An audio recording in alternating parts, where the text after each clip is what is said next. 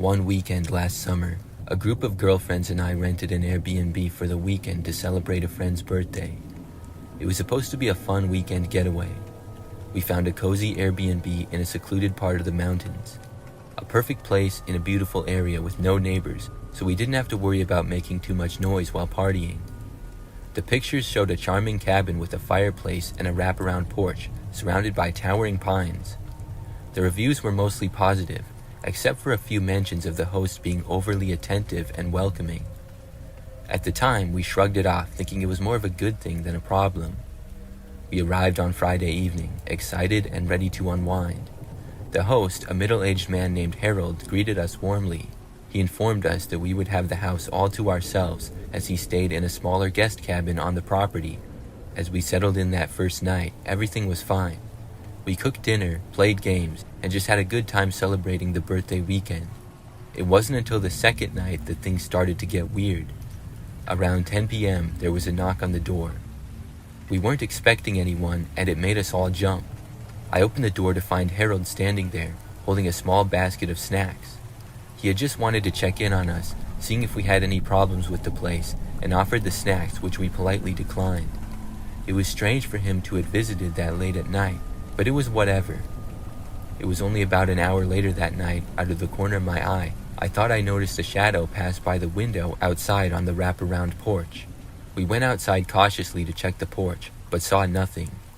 A little while later, one of my friends said they swore they saw a figure standing outside the same window and looking into the house. By the time we checked it out again, however, there was nobody there. Later that night, around midnight, we were in the living room, trying to shake off the things that we thought we saw and still have a good time. Then, Harold knocked again, this time without any snacks. This time he asked if everybody was okay, saying that he heard some noises. It felt very intrusive, but we began questioning if he had also seen whoever that was earlier moving around the property. We assured him we were fine, and he left to go back to his cabin. The next morning, we decided to check out the surrounding area and do a little exploration. As we were getting ready for the hike, I noticed a strange glint in the sunlight coming from the corner of the room. I walked over and discovered a small camera hidden behind a decorative object. I showed my friends the hidden camera, and we began to search the rest of the place. We found more cameras, one in the living room, another in the bathroom, and yet another hidden in the bedroom. They were all well concealed, but once you knew where to look, they were almost laughably obvious. We quickly put together that the figure we had seen on the porch by the window was probably our host Harold watching us last night, since he also had the cameras set up. We decided to ditch our morning hike and leave immediately before our checkout time.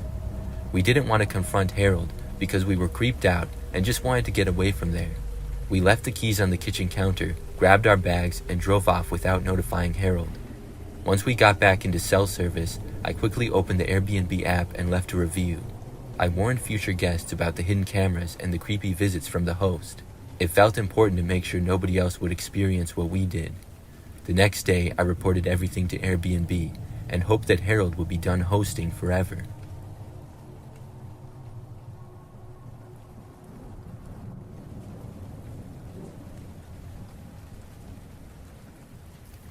The house my husband and I have lived in for a while now has an Airbnb next door as neighbors. It has been operating for close to a year now as an Airbnb. My husband and I often noticed the guests coming and going. Most of them would stay to themselves, and a few would talk to us, but they were all nice people. However, one night in late September, we encountered some creepy guests who were staying at the Airbnb. It was a warm evening, and we were settling down to watch a movie when I noticed movement outside. I glanced out the window and saw a younger-looking couple in the Airbnb's backyard. They seemed to be setting up something odd with candles and laying other things down on the ground. I showed my husband, and we both agreed that it was strange. Our best guess was they were setting up some sort of ritual. However weird it was, everyone has their own unique hobbies, and who were we to judge what they wanted to do with their time at the Airbnb? We watched them for a while, unable to tear our eyes away. Firstly, it was just fun to watch, but also, we wanted to make sure that nothing extremely creepy was going on. They took a while to set up, so eventually we got bored and went back to watching our movie. Before going to bed, I checked out the window to see if the young couple was still out there. They still appeared to be just hanging out with whatever stuff they had set up, so I dismissed it and went to bed. In the middle of the night, I was gradually awoken by sounds coming through our bedroom window that was open for air. I could hear soft murmurs outside, low and rhythmic. I glanced at the clock, which showed that it was past 2 a.m. now. I woke up my husband, and we went to check out why the neighbors were still up at this time. We got out of bed and made our way to the back of the house and looked out the back window towards the backyards. Surprisingly, this time the young couple was in our backyard, standing and making strange movements in the flickering candlelight. It appeared they were doing whatever ritual thing they had set up earlier. What was even stranger was there were some lights in the woods, which were way out on the property away from our house. I guess the couple had set up some candles way out in the woods as well, but I wasn't sure. It didn't make sense. Somehow, it felt scarier to go outside and confront the couple about being on our property, rather than just let them continue what they were doing. We double-checked the house, locking all our doors and windows just in case before going back to bed. The next morning when we woke up, we cautiously walked into our backyard, checking to see if anything was damaged. It looked like the couple from the Airbnb had already left, since their car was gone. Everything was normal in our backyard, thankfully, besides a note that we found in the middle of the lawn pinned down by a rock. I bent down and picked up the small piece of paper and unfolded it to read it. It read, "Thank you for your participation. You have been blessed. Nothing major happened to us in our yard that night, but it was just really creepy in general. We left a message with the owner of the Airbnb, recommending not to let that young couple stay in again in the future if they tried to."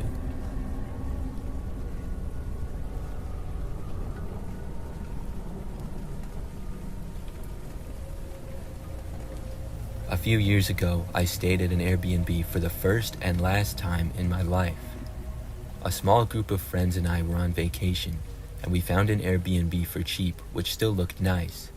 It was nice because we didn't need to have any interaction with the host, since it was just a lockbox on the door with the key. The host had texted us the combination to get the key from the box, and we were able to let ourselves inside. Once inside, we got settled in and started making dinner. The house was pretty nice, just like we thought. What was strange though, as we explored the rooms, we noticed there were a lot of valuables just sitting out. For example, one of the rooms had a PS4 plugged in, and in a drawer in another room, there was some car and house insurance things, as well as some cash in a wallet. We thought it was strange how trusting the host was of random people staying in his place not to steal anything. We weren't planning on taking anything, but I'm sure there's some people who wouldn't think twice about it. Anyways, later that night after eating, we checked out the rest of the place, picked our bedrooms upstairs, and eventually checked out the basement. As we explored the large basement, we came across a door that was locked. The door being locked itself wasn't anything strange, but the fact that many valuables were left laying around in the house made us think, if none of the valuables were behind the locked door, what would the door need to be locked for, and what was behind it? Anyway, we continued with the rest of the night and went to bed at a good time since we had to be up early the next day. In the middle of that night, while sleeping in my bedroom upstairs, I was woken up with the urge to pee. I tried to go back to sleep, but it was bad enough to keep me up, and I had to go to the bathroom. As I got out of bed and approached the door, I heard some movement out in the hallway. It sounded like somebody was shuffling down the carpeted hallway. I opened up my door to continue towards the bathroom, expecting to see one of my friends awake also trying to use the bathroom. When I opened my door, however, I saw someone at the end of the hallway opening a different door and look inside. I immediately could tell that this was not one of my friends based on the shape of the figure. I flipped on the light switch for the entire upper hallway, which was thankfully right near me. I screamed loud enough to wake up all my other friends as I saw a man at the end turn towards me with a look of surprise on his face. I was worried that he was going to attack someone, but thankfully, he seemed more ashamed and upset at getting caught snooping around the house and looking into our rooms. Turns out he was the host of the Airbnb we were staying at. He tried to explain what he was doing here in the middle of the night, saying he was looking for some tools that he had left behind and needed for the morning. It wasn't a very convincing argument. After more questioning of the guy, we also found out he had been living in the locked room in the basement the whole time we had been there, even though he said we had the whole place to ourselves. Needless to say, all my friends and I are very certain that this guy was a creep and had probably been doing this to guests for years. On the bright side, at least he wasn't violent or aggressive, because we realized how much worse the situation at night could have been. I'm not certain what legal consequences this guy was faced with, but he did lose his right to rent out places at least.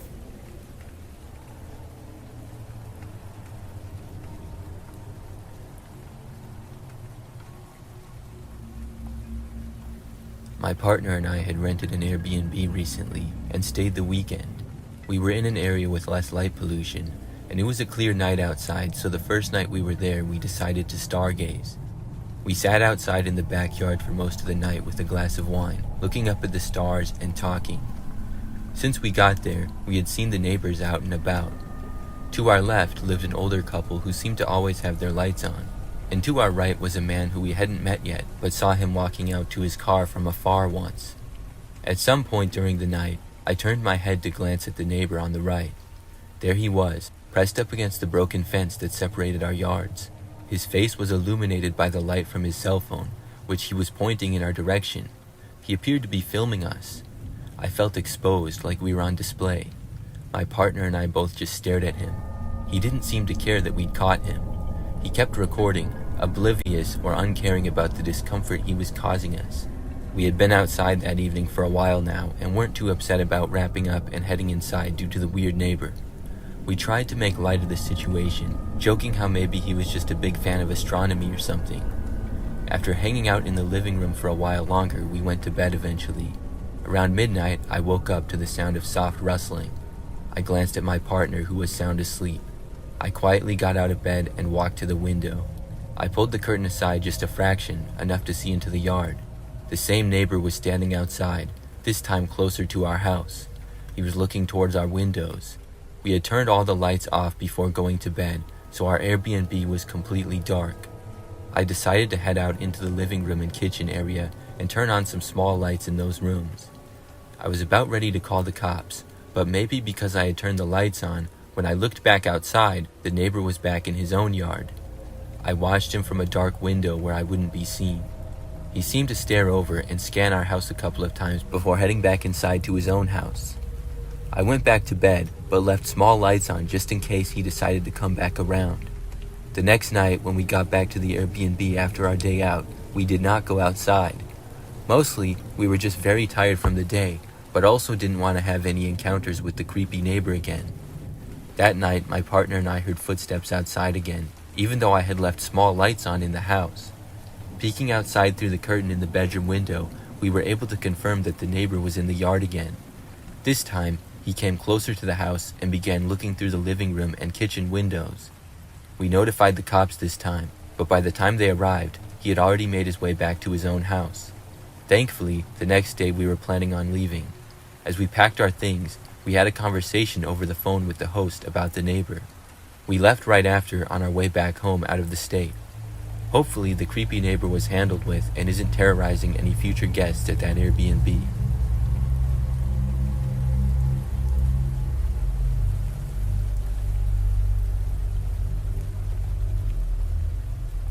My family and I decided to spend a weekend at an Airbnb in a small town.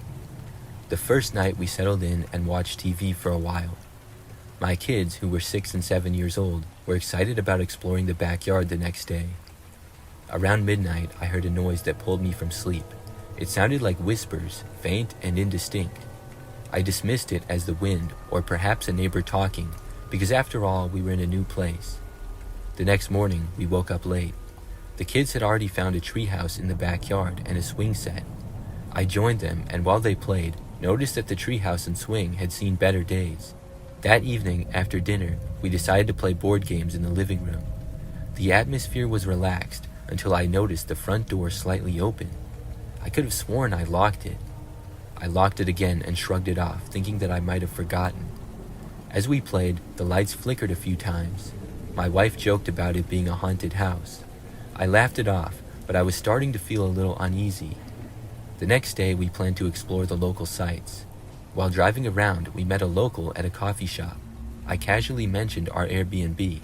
The local's expression changed, and he asked if we had experienced anything strange. I laughed nervously and said not really, just some weird noises. He warned us that the house had a history, something about a family that had lived there and vanished without a trace. I brushed it off as local folklore, but I couldn't help but think of what we had been experiencing was a haunted Airbnb. Later that evening, my son had run inside to me crying. He said he had seen someone in the window of the treehouse and another person sitting on the swing while playing outside. After confirming that nobody was outside, I tried to comfort him, attributing it to an overactive imagination. But as night fell, I couldn't help but feel uneasy about the whole Airbnb as a whole. We decided to watch a movie to distract ourselves. Halfway through, the TV turned off. I got up to check the remote, but it was nowhere to be found. I searched the living room, and as I did, I felt a chill. I turned to see a shadow move across the wall. I froze for a moment, but convinced myself it was just my eyes playing tricks. I didn't want to scare the kids, so we just continued the night like everything was normal.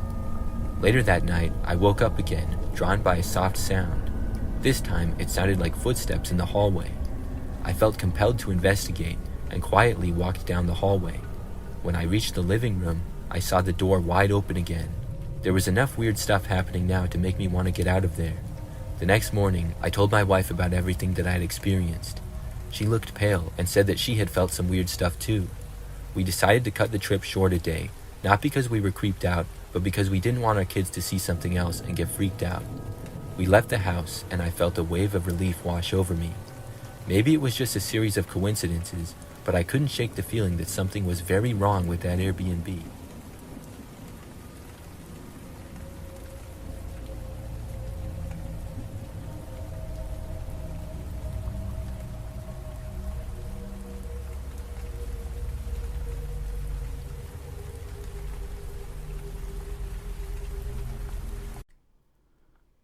Story 1. Echoes of the Forest. It used to be my weekly ritual to go camping in the woods near my house. In the past, the woods always had a special charm, making me feel blessed whenever I spent time wandering beneath their foliage. Especially in the fall season, when the woods lost their usual green and painted the earth with magnificent red hues, the sight offered me a sense of escapism from the monotony of daily life. Sadly, I could not feel the same way about the woods now, taking account of the unexplainable horror that happened to me just a few months ago. That day started off normally as I travelled to my usual camping spot.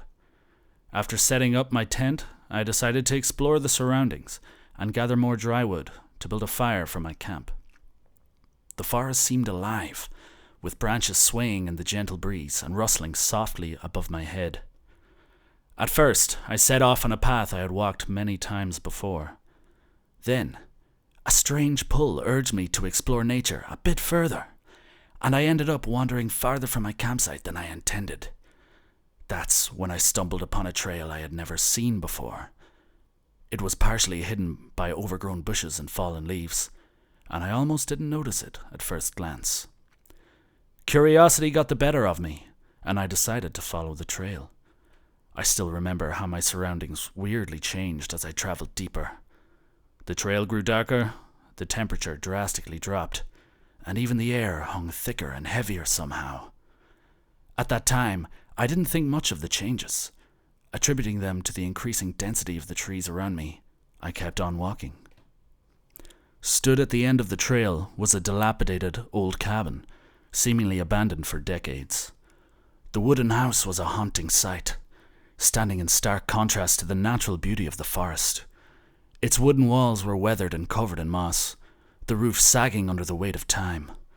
Windows were broken, and the front door hung ajar, creaking softly in the breeze.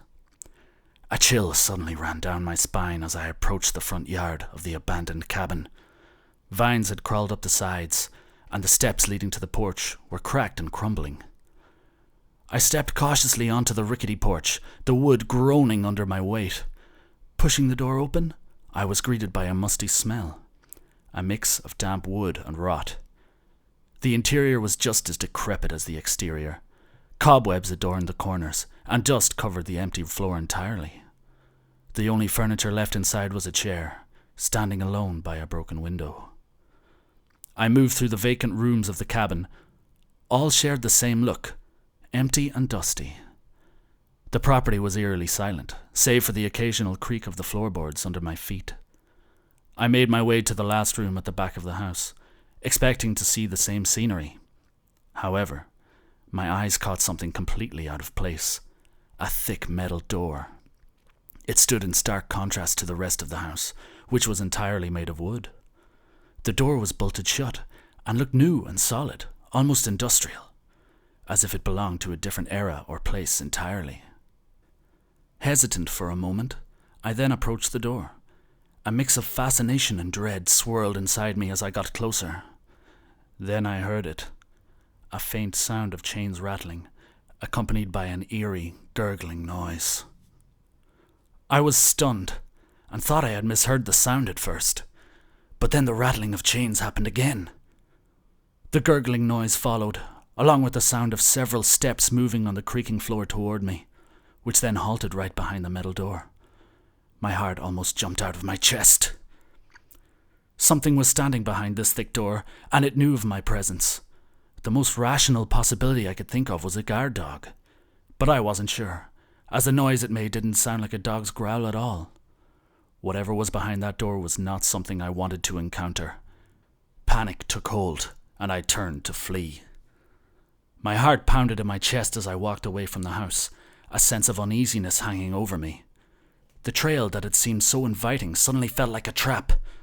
I quickened my pace as I saw the familiar track leading back to my campsite ahead, not daring to look back. When I finally reached my campsite, I didn't stop for a second to rest. The safety of my tent no longer seemed enough. I hastily gathered my belongings. The woods that had once felt like a sanctuary now felt like a prison. I moved my camp to a spot closer to the edge of the forest, hoping that the distance would bring some measure of safety. When the night came and I sat by the new fire, feeling much more secure, the thoughts of the house and the metal door still haunted my mind. A million questions uncontrollably popped into my head. What was behind it? Why was it there? The questions swirled in my mind, but I knew one thing for certain. I would never venture down that trail again. Deciding not to disturb myself further, I went inside my tent and tried to sleep, naively believing danger was miles away. The rustling of leaves and brushes woke me up in the middle of the night. Half asleep, I dismissed it as the noise of some wild animals, perhaps a deer or a squirrel, and tried to drift off to sleep again. The rustling quickly turned into a loud thud, and this time my eyes flew open, adrenaline coursing through my veins, jolting me awake immediately. Someone was drawing near my camp. My heart raced as I saw an ominous shadow slowly casting onto my tent. The shape of it suggested it was a woman. Fearing the worst, I grabbed an axe nearby, unsure whether to speak up or remain silent. Each second felt like an eternity. I kept glancing toward the dark figure, half expecting to see the strange woman take a few steps closer to my tent. However, she kept standing at the same spot. I clutched my axe tightly in my hand and decided to shout aloud, "Hello, miss! Do you need something?" The figure remained still and gave no reply. "Leave if you don't need anything," I solemnly warned, lowering my voice as deep as possible. The figure remained still and gave no reply. The tension intensified, and just as I intended to walk out and confront the strange woman, she gave in. Her shadow gradually moved away from my tent and disappeared into the dark woods. I breathed out, relieved that the eerie figure was gone. After waiting a few minutes following the woman's departure, I summoned all the courage left within me, stepped outside, and hastily began packing up my camp. I fled during the night. The walk back to my house was a blur, my mind occupied with thoughts of what I had encountered. I vowed never to speak of it, hoping that silence would keep the nightmares at bay. However, the morning after the night I had to flee from the woods, a friend of mine who happened to be a police officer called me and asked if I had seen anything unusual at my camping site. He informed me that there were people being murdered inside the woods. The news made my stomach tighten in knots. I told him about my horrifying camping experience, providing as much detail as possible. However, when the police inspected the cabin in the woods, they found no metal door, as I described. Eventually, their investigation came to a dead end, and they dropped the case. Several months had passed since that terrifying camping trip. A few more murders occurred in the woods, and hikers went missing, all near my usual camping spot. People in town soon whispered about how the woods were cursed, and no soul dared to wander near them. For my part, I still can't wrap my head around what really happened. Despite feeling lucky to have managed to get out alive, The experience in the abandoned house and the creepy encounter with the woman left a lasting impact on me. It haunted my dreams for weeks, and I found myself avoiding the woods. Even now, as I recount this story, a chill runs down my spine.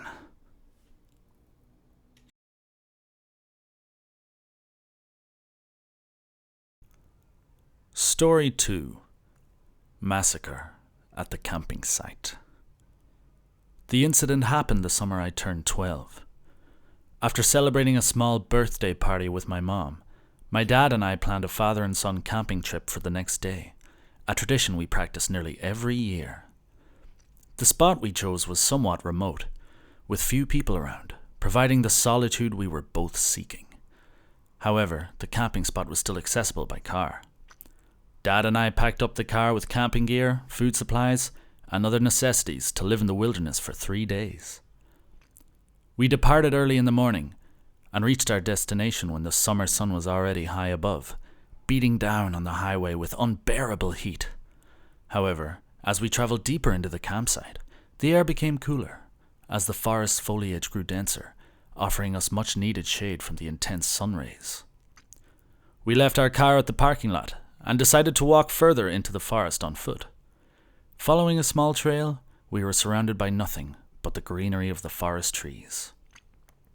There were no other hikers or campers to be found, just me and my dad alone on a desolate path.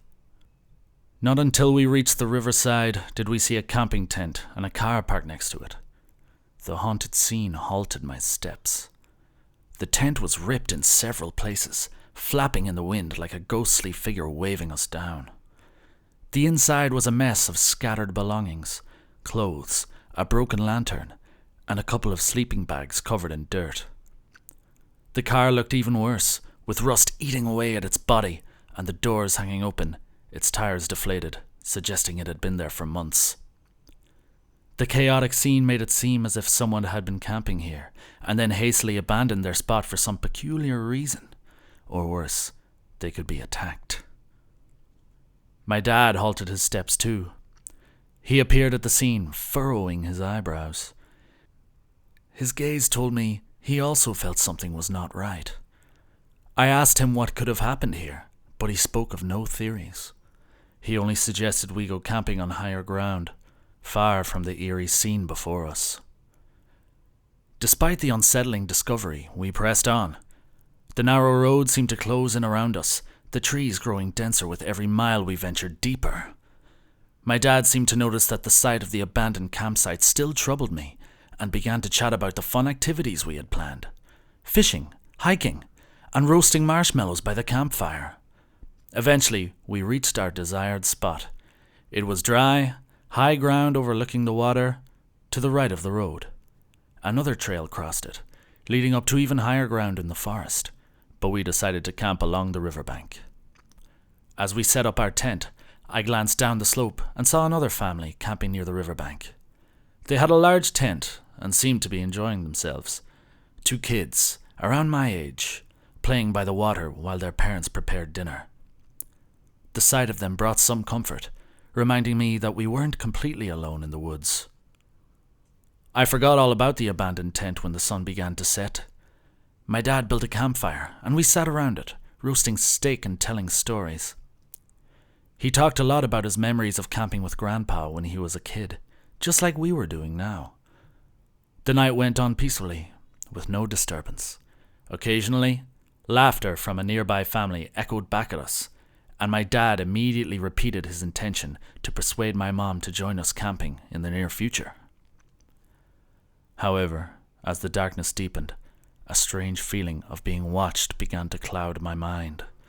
Growing up, I was always a sensitive kid with a strong sense of intuition, especially when I sensed something awful could happen. It likely would. I tried to engage more in the conversation with my dad, hoping the uneasy feeling would go away. Despite the comfort of the campfire and my dad's reassuring presence, the feeling still lingered. At last, we crawled into our tent to rest. I lay there, staring up at the canvas ceiling, listening to the sounds of the forest. My dad's steady breathing beside me was a small comfort, but the silence outside was unnerving. It felt like the forest was holding its breath with me, waiting for something to happen. I drifted off to sleep, unaware of the passing time, until my dad shook me awake in the dark. My eyes flew open as he whispered in my ear that we needed to move fast. Sensing something terrible was happening, I quickly sat up and began gathering my stuff in a hurry alongside my dad. A woman's scream suddenly pierced the air, shattering the tranquility of the forest. My blood ran cold as I heard another, and then another. Desperate, terrified cries echoing through the trees. With trembling hands, I zipped my backpack closed and crawled out of the tent. The outside world was pitch black, with no stars or moon rising above. I foolishly tried to turn on the flashlight, but my dad snatched it from me just in time before the light could flicker on. He signaled for me to keep quiet and follow his instructions. It was too dark for me to see anything clearly, but the eerie sounds were vivid enough to suggest a bloodbath was happening below us. The parents' frantic shouts for their children were abruptly silenced. I heard them beg for mercy, and then, horrifyingly, the unmistakable sound of blood spattering against the canvas filled the air, nearly making me choke with fear. In just a brief moment, the forest fell back into silence. However, this time, the silence was too loud to bear. My dad grabbed my arm, pulling me back, urging me to go. Never in my life had I heard his voice quiver as it did in that moment of terror.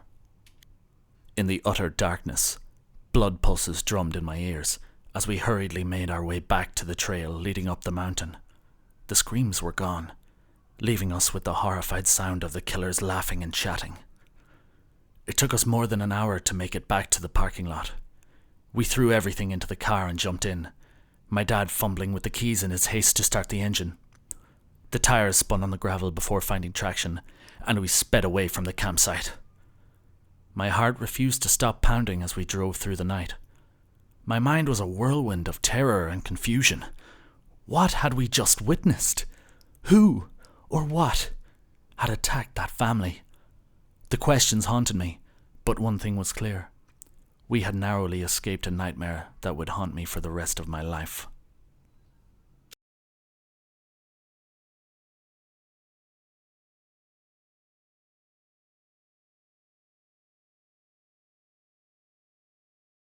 Last month, I went camping by myself for the first time. My older brother, who usually accompanied me, had just moved away to university, leaving me to venture into the wilderness alone. Since I was used to camping with my older brother and always relied on him to look after me, taking a solo trip was quite a challenge. However, I felt confident, as my brother had taught me a lot about surviving in the wild during our trips together. To ensure I could handle everything smoothly on my own, I carefully set up a plan. I chose a well-known camping spot for my first solo trip, a place we had visited many times before, just 3 hours south of where I lived. It was a safe bet, considering I was new to camping alone. The site was always bustling with fellow campers, and I hoped to make new friends who shared the same camping hobby as I, meticulously planning every detail of my trip. I listed everything on paper, from the route I would take to the supplies I needed. Since the forecast predicted rain on the day of my departure, I decided to go camping with my car and left my scrambler at home. The morning I set off was overcast, with a chill in the air that hinted rain was coming. I rolled down the window, pleased to feel the moist, damp air of the forest surrounding me. The autumn landscape blurred past in shades of gray and brown, with trees, some already stripped of their leaves, standing like skeletal sentinels along the roadside. The road was more desolate than I had expected, with barely a car in sight. I thought there would be more people when I arrived. However, when I finally reached the campsite, it was eerily quiet, with only a few other campers and hikers scattered about, their presence barely noticeable. The unusual sight caught me off guard, but I brushed it off, attributing it to nerves. The bleak sky brightened a bit when I found a spot to camp near a small stream, just as I had planned. I set up my tent and prepared lunch, feeling content as I listened to the gentle babbling of the flowing water nearby. As I sat there, chewing on a sandwich and thinking nothing could go wrong, I suddenly heard a rustling sound coming from the nearby brush. My heart skipped a beat, and I froze, straining to hear any further movement. This area was widely known for having no bears or dangerous predators, so I naturally assumed it was just a squirrel or a deer. The rustling happened again. This time, I heard the sound coming from above, closer to where I had camped. My eyes caught a glimpse of the branches swaying awkwardly, as if something had just jumped onto them. The sound ceased as abruptly as it had started, leaving me in a tense silence. I felt something was watching me. I tried to convince myself it was just an animal and dismissed the uneasy feeling, but it lingered. Hastily finishing my lunch, I decided to move my camp to a more open space near the riverbank, hoping that the visibility would ease my mind. I drove deeper into the wilderness, the road becoming narrower and more winding. I passed a couple of hikers. Their faces were weary and serious as they talked with one another. They were the only humans in sight. The trail seemed to stretch on forever, with the trees growing denser and darker with each mile I drove. Eventually, I reached my destination. Emerging from the dense forest, I was greeted by a large, flat area surrounding a serene lake. I rode along the shore, searching for the perfect spot to settle. Scattered around were a few tents, and the smoke from their campfires calmed my mind, making me feel less isolated. I stopped and set up my tent again on dry ground, free of wet grass. From where I stood, I could see almost the entire lake. It was not large and was closely surrounded by the forest, but still, the lake offered the vast openness that I needed. It was a much better place to camp compared to the cramped confines of the forest. As night fell, the temperature dropped sharply. Despite sitting close to my campfire, I had to put on another sweater to keep warm. A thin veil of fog began to crawl along the shore, swirling around me like a ghost. The night was pitch black, with no moon or stars visible, as clouds blanketed the entire sky. Occasionally, lightning flashed across the sky, illuminating the thick dunes of clouds, and I knew it was about to rain. I initially planned to sleep in my tent, but as the first raindrops fell, I changed my mind. The solid walls of the vehicle offered a semblance of comfort that the thin fabric of the tent could not. Tempted by the added protection, I decided to sleep inside my car, not knowing this random decision would save my life from the worst possible fate. A blood-curdling scream jolted me awake in the middle of the night. I sat up abruptly, a sense of dread growing with each passing minute. My heart pounded in my chest as I frantically looked around. The fog had hung thicker, rolling in and shrouding the landscape in a ghostly white veil, blocking my vision in all directions. The rustling of the leaves and the occasional snap of a twig sounded amplified in the dense fog. Another scream echoed faintly from a distance. This one belonged to a man. His cries for help were filled with terror, making my blood run cold. Something terrible was happening nearby. Instinctively, I checked if the door was locked and huddled under the blanket, trying to block out the noise and the fear. The fog outside seemed to grow thicker as the temperature dropped, making it feel like I was stuck in the depths of winter. My eyes widened as I saw frost gradually forming on my car window. That's when I heard it, the wet, sloshing sound of something emerging from the river. The splashing of water was soon followed by heavy, deliberate footsteps. They grew louder as they approached my car.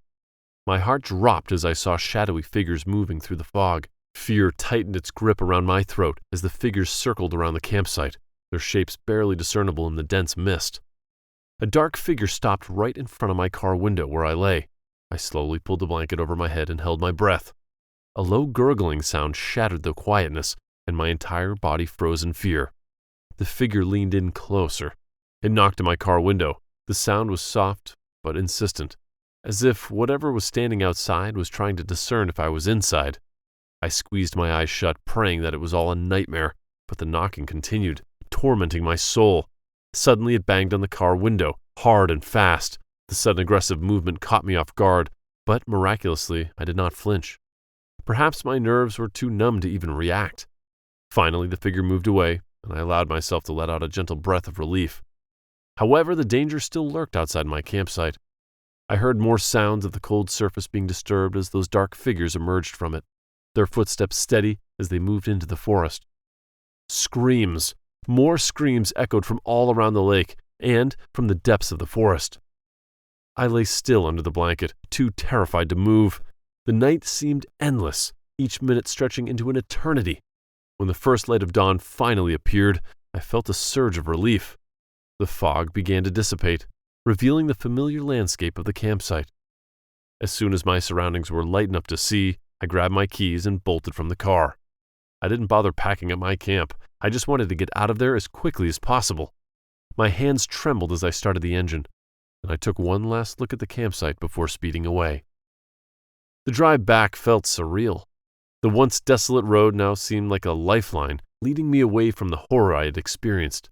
The bleak autumn landscape, which had seemed so beautiful and haunting on the way in, now felt oppressive and menacing. I could not make sense of anything that had happened to me that night, and even to this day, the memory still haunts me. The screams, the fog, the eerie figures. It was a lesson learned the hard way. Some places, no matter how familiar, can be terrifying when you're alone. From that day on, I never ventured into the wilderness without company. The experience left a scar on my psyche, a constant reminder of the horrors that can lurk in the most unexpected places.